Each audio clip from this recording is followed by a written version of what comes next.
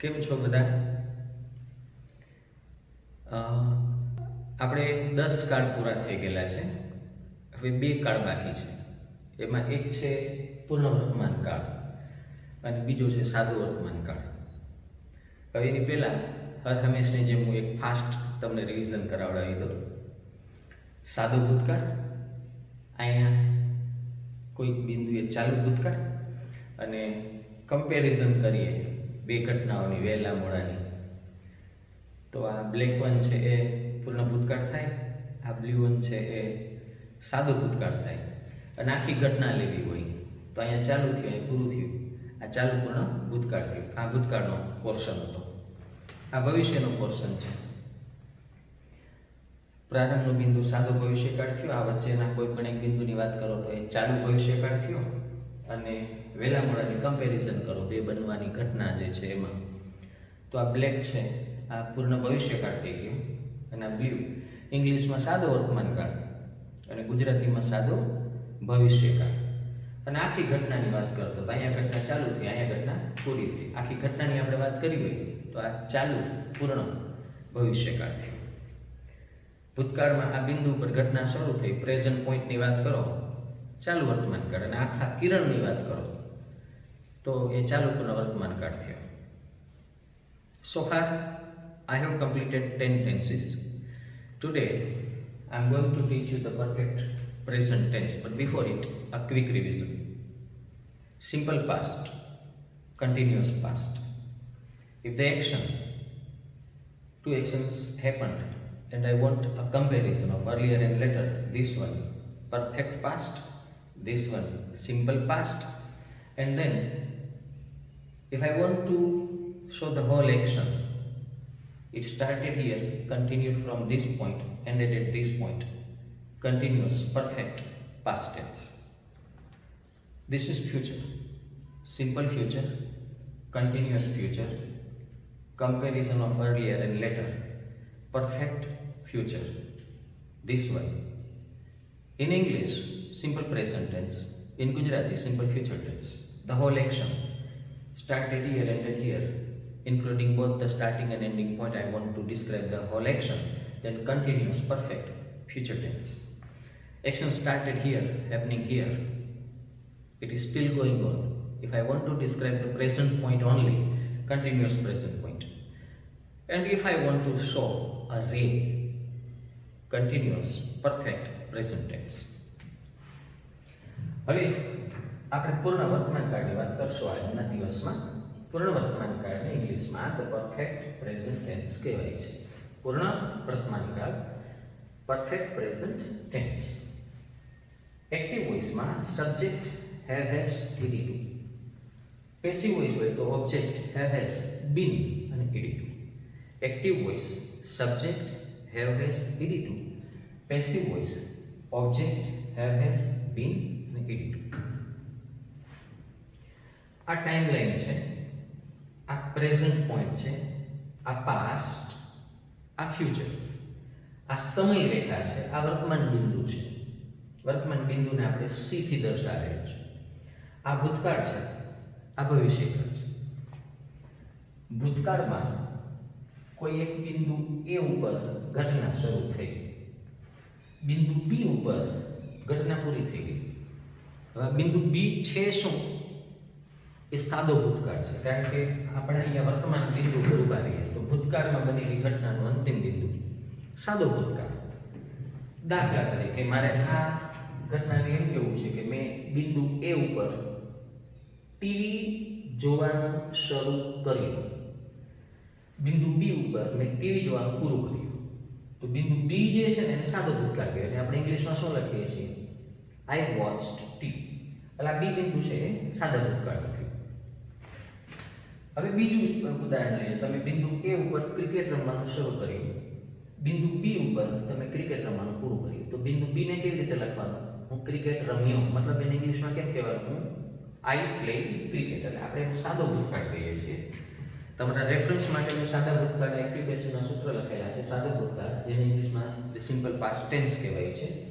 Active વોઇસમાં subject plus ઈડી1. ઈડી1 you know, it is past form. ઈડી1 તમે જાણો છો, એ ભૂતકાળનું સ્વરૂપ છે ક્રિયાપદનું. અને પેસિવ વોઇસ હોય તો ઓબ્જેક્ટ વોઝ વર ED2. હવે હું તમને એ વાત કરતો હતો કે આપણે બી બિંદુની ખાલી વાત કરવી છે. તો બી બિંદુ એટલે ભૂતકાળમાં બનેલી ઘટનાનો અંતિમ બિંદુ. એ બિંદુ ઉપર તમે ટીવી જોવાનું શરૂ કર્યું, બી બિંદુ ઉપર તમે ટીવી જોવાનું પૂરું કર્યું. હવે મારે બિંદુ બી ને વર્ણવવાનું છે. બિંદુ બી, તો એને શું કહેવાનું? હું ક્રિકેટ રમ્યો. અને આને ઇંગ્લિશમાં શું કહેવાય? આઈ પ્લેડ ક્રિકેટ. આઈ એટલે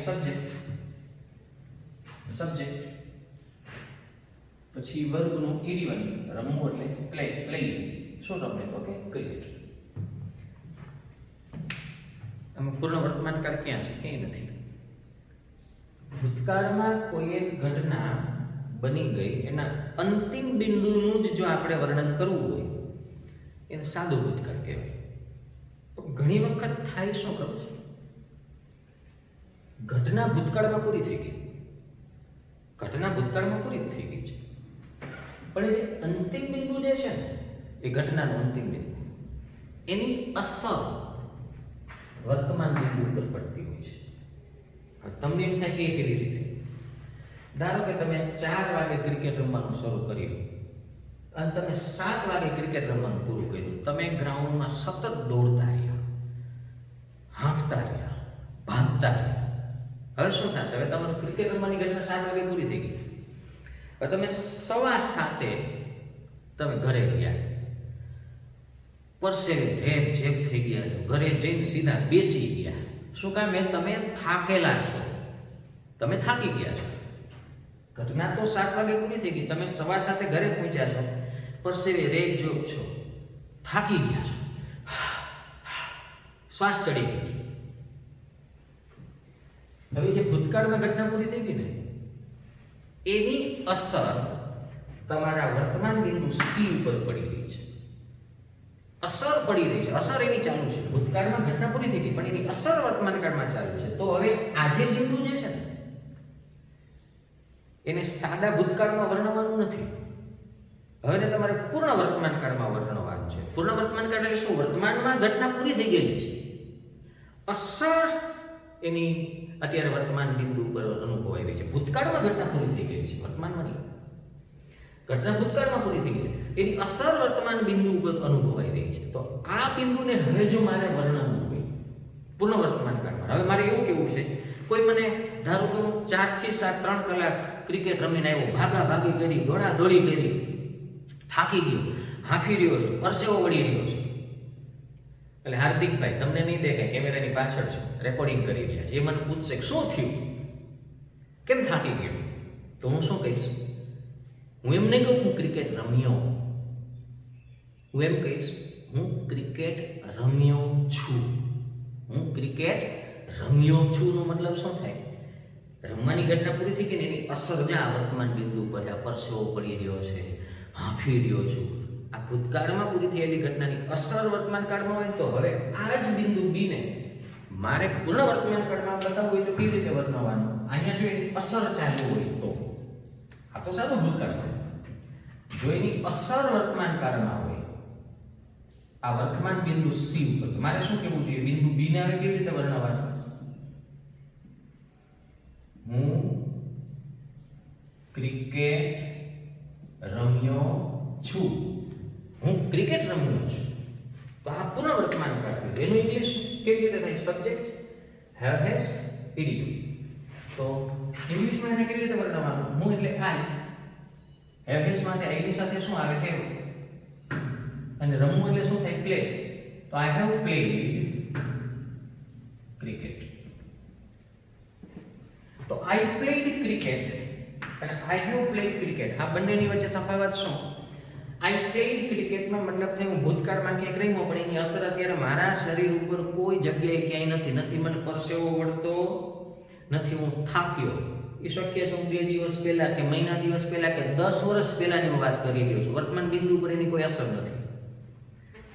પણ તાજેતરમાં કોઈ ઘટના પૂરી થઈ અને વર્તમાન બિંદુ પર મારી ઉપર હજી અસર આવી રહી છે ને, તો મારે પુનઃ વર્તમાન કાળ વાપરવાનું. એટલે ભૂતકાળમાં ઘટના પૂરી થઈ ગઈ છે, જો અસર તમારે વર્તમાન કાળમાં નથી બતાવે તો સાદો ભૂતકાળ છે, સિમ્પલ પાસ્ટ. અને જો એની અસર વર્તમાન કાળમાં આવી રહી છે તો પૂર્ણ વર્તમાન કાળ છે. હવે આ જ વાત હું પાછો તમને ઇંગ્લિશમાં કહી રહ્યો છું, ઇંગ્લિશ મીડિયમ સ્ટુડન્ટ્સ માટે. Some action, for example, of playing cricket, it started happening at point A somewhere in past.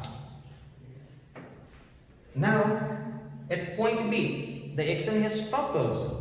It is finished.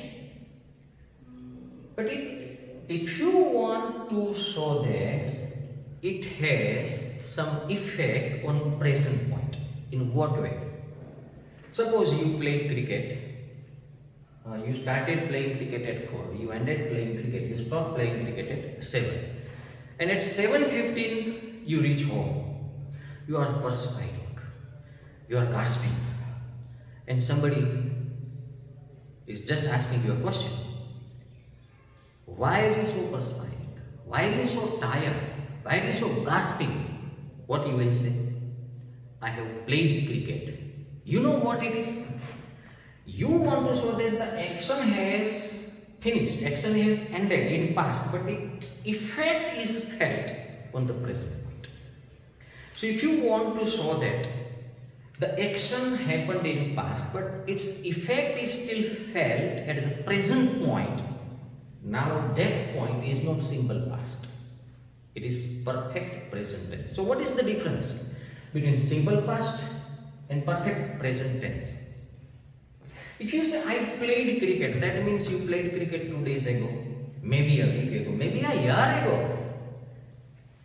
And that ending point has no effect on your present point. That is simple past. But its effect is still felt. For example, what kind of effect? I told you, you are perspiring, you are wet, you are gasping.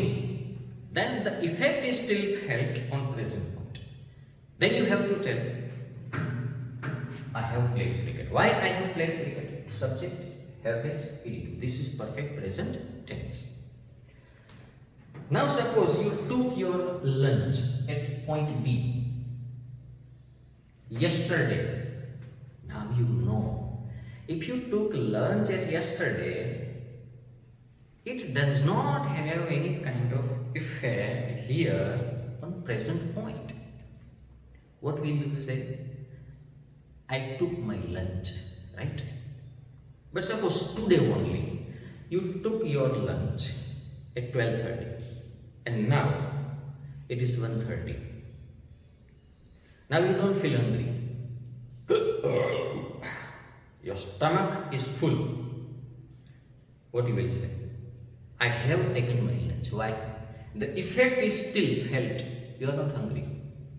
So that is perfect present tense. તમે lunch લીધું, તમે ગઈકાલે બપોરે જમવાનું તમે જમી લીધું. આજ ઉપર એની શું અસર છે? કંઈ નહીં. આજે તો પાછી ભૂખ લાગી હોય તો ગઈકાલે તમે જે જમ્યા છો, તમારે જો એની વાત કરવી હોય ને પોઈન્ટ બી ની, તો તમારે શું કહેવું જોઈએ? હું જમ્યો અથવા તો મેં મારું લંચ લીધું. પણ ધારો કે તમે આજે 12:30 વાગે લંચ લીધું ને અત્યારે 1:30 વાગ્યો છે, હવે તમારું પેટ ભરાયેલું છે, હવે વધારે કંઈ જાય એમ નથી અંદર, તો તમે શું કહેશો? હવે તમને આગ્રહ કરું, લે ખા થોડું, તો તમે શું કહેશો? ના, મેં જમી લીધું છે. હવે તમે એમ નહીં કહો હું જમ્યો, મેં જમી લીધું છે. જમી લીધું છે એનો મતલબ શું થાય? પેટ ભરાયેલું છે. કારણ કે ભૂતકાળમાં પૂરી થયેલી ઘટનાની અસર વર્તમાન કાળમાં ચાલુ છે. હવે મારે બિંદુ બી, સેકન્ડ એક્ઝામ્પલ, મારે એને વર્ણવવું હોય બિંદુ બી ને, તો શું કહેવાનું? આઈ ટુક માય લંચ. મતલબ હું આ ગઈકાલની વાત કરું છું, 2 દિવસ પહેલાની વાત કરું છું, અઠવાડિયા પહેલાની વાત કરું છું, પણ એની અત્યારે કોઈ અસર નથી મારા ઉપર. આઈ ટુક માય લંચ, ધેટ ફિનિશ્ડ. પણ આજે જ મેં લંચ લઈ લીધું છે, બરાબર? 1:30 વાગે. અત્યારે કેટલો વાગ્યો છે? આજે મેં 12:30 વાગે લંચ લઈ લીધું, અત્યારે 1:30 વાગ્યો છે. તો મારે શું કહેવું જોઈએ? મેં જમી લીધું છે. મતલબ શું થાય? આપણને હવે ભૂખ લાગી નથી, કારણ કે ભૂતકાળમાં જે ઘટના પૂરી થઈ ગઈ એની અસર વર્તમાન કાળમાં ચાલુ છે. તો હવે મારે અહીંયા શું કહેવું જોઈએ?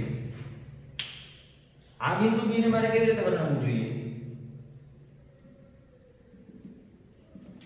મેં જમી લીધું છે અથવા મેં મારું લંચ લઈ લીધું છે તો મારે શું કહેવું છે? I have taken my lunch. મેં મારું બપોરનું ભોજન લઈ લીધેલું છે.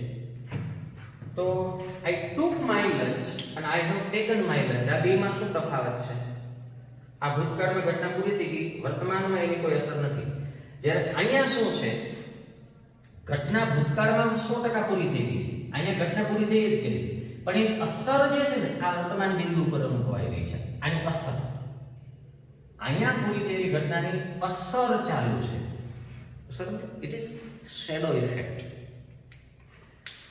હવે હું તમને બીજા થોડાક ઉદાહરણો આપું. I read a story. મેં વાર્તા વાંચી પૂરું થઈ ગયું. હવે મને તો પૂરું યાદ નથી, હવે ઘટના પૂરી થઈ ગઈ. પણ હવે જો હું એમ કહું ને I have read a story, તો આનો મતલબ શું થાય ખબર છે? એ વાર્તા મારી વાંચેલી છે. એ વાર્તાની થીમ શું છે, પાત્ર શું છે, એમાં કઈ કઈ ઘટનાઓ બને છે, આ બધી મને ખબર છે. આનો મતલબ આ થાય. આનો મતલબ એવો નથી થતો આઈ રેડ અ સ્ટોરી, એનો મતલબ એવો નથી થતો કે બધું મને યાદ છે. એનો એવો મતલબ નથી થતો.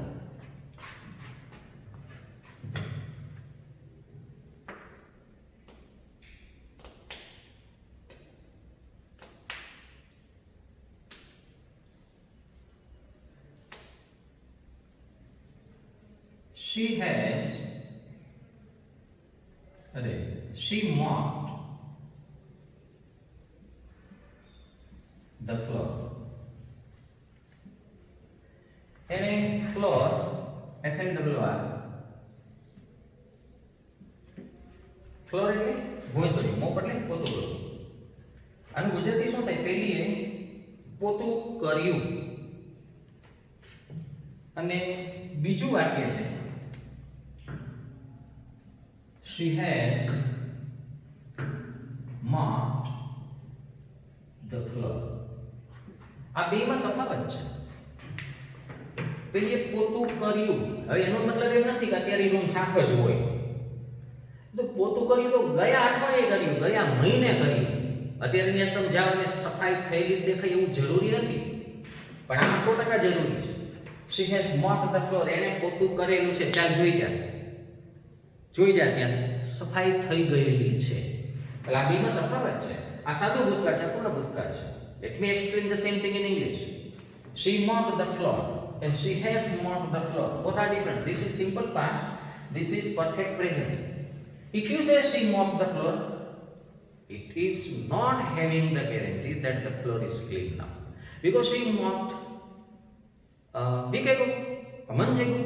But if you say she has mopped the floor, do you know what it means? Come here, it is clean. Another one. The bus came in the bus station. The bus came in the bus station. And now read this sentence. The bus has come in the bus station. Come નું ed1 came થાય, ed2 come થાય. Come, came, come. હવે બે વાક્ય તમે જુઓ. The bus came in the bus station. બસ સ્ટેશનમાં આવી. આ વાક્ય. The bus has come in the bus station. બસ સ્ટેશનમાં આવી ગઈ છે. આવી ગઈ છે. તફાવત શું? બસ સ્ટેશનમાં આવી અને વહી ગઈ એવું બને. આવી અને વહી ગઈ અને 2 દિવસ પહેલા આવી, હવે અહીંયા નથી. પણ તમે હજી બસ સ્ટેન્ડમાં ઊભા છો, બસ તમને દેખાય છે ત્યાં, જો આ ઊભી છે હજી, તો વાક્ય આવે the bus has come in the bus station. બસ સ્ટેશનમાં આવી ગઈ છે. એટલે આ જે છે ને એ ભૂતકાળમાં બનેલી ઘટનાઓનું અસર વર્તમાનમાં અનુભવાય છે ને એ બતાવે છે. અને આ ભૂતકાળમાં ઘટના પૂરી થઈ ગઈ બસ એટલું બતાવે છે. પૂરી થઈ ગઈનો મતલબ એવો નથી કે એની અસર વર્તમાન કાળમાં ચાલુ છે. એ તો ઘટના બસ સિમ્પલી પૂરી થઈ ગઈ. પણ પૂરી થયેલી ઘટનાની અસર જો વર્તમાન કાળમાં અનુભવાતી હોય તો એમાં તમારે પૂર્ણ વર્તમાન કાળ મૂકવાનું હોય છે. હવે હું આના થોડાક બીજા તમને એક્ઝામ્પલ્સ આપું.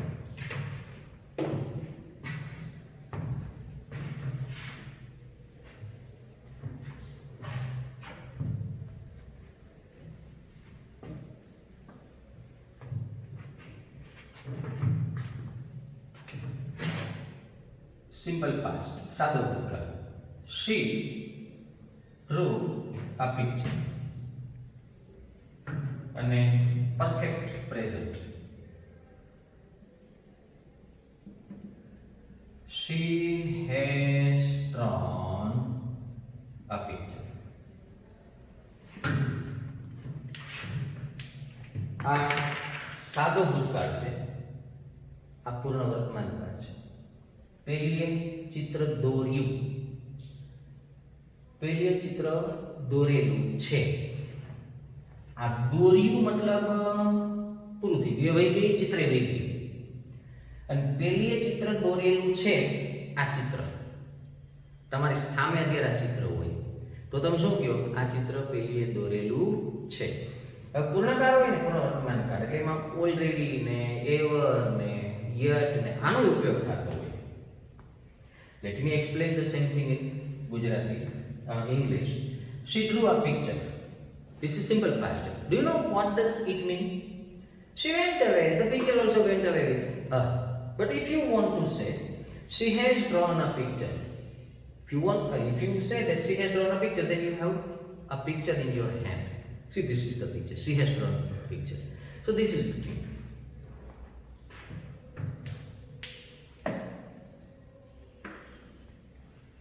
I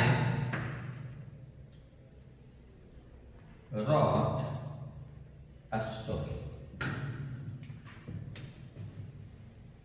I have already written a story. Both are different. I wrote a story. That means this is simple past tense. This is simple past tense. I wrote a story. મેં વાર્તા લખી, હવે ઘટના પતી ગઈ. I have already written a story. હાલો, આ મારી વાર્તા છે.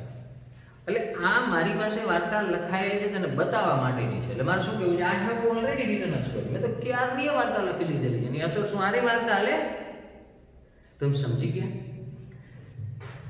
સમજવાનું ખાલી એટલું છે, ભૂતકાળમાં ઘટના પૂરી થઈ ગઈ, હવે તમારે વર્તમાન કાળ આવે એને નાવા નીચોવાનો કોઈ સંબંધ બતાવવો નથી. તમારે માત્ર એટલું કહેવું છે કે ઘટના પૂરી થઈ ગઈ, ફિનિશ્ડ. સાદો ભૂતકાળ. She drew a picture, I wrote a story. હવે તમારે બીજું એવું કહેવું છે કે ઘટના ભૂતકાળમાં પૂરી થઈ ગઈ છે, પણ એની અસર વર્તમાન કાળમાં ચાલુ છે. ભૂતકાળમાં ઘટના પૂરી થઈ ગઈ છે, એની અસર વર્તમાન કાળમાં ચાલુ છે, તો તમારે પૂર્ણ વર્તમાન કાળમાં કરવાનું. જો અસર ચાલુ નથી, સાદું ભૂતકાળ, અસર ચાલુ છે, પૂર્ણ વર્તમાન. She has drawn a picture, આ પિક્ચર થી. I have already written a story, આ મારી વાર્તા હતી. The bus has already come here, બસ દેખાય છે, પૂર્ણ વર્તમાન. તો ઘટના પૂરી થઈ ગઈ, લાસ્ટ પોઈન્ટ, સાદું ભૂતકાળ. પણ એની અસર વર્તમાન કાળમાં જો તમે અનુભવી શકતા હો તો પૂર્ણ વર્તમાન. The action happened in past. It does not have any kind of effect on present point. It is simple past. But the effect of that completed action is still felt on present point. It is perfect present tense. It is very simple. તો આશા રાખું તમને આ બધું સારી રીતે સમજાઈ ગયું હોય. Thank you. હવે તમારે એક વર્ક એ કરવાનું છે, તમારે સાદા ભૂતકાળ અને પૂર્ણ વર્તમાન કાળના 5 વાક્યો તમારે લખીને મને મોકલી દે.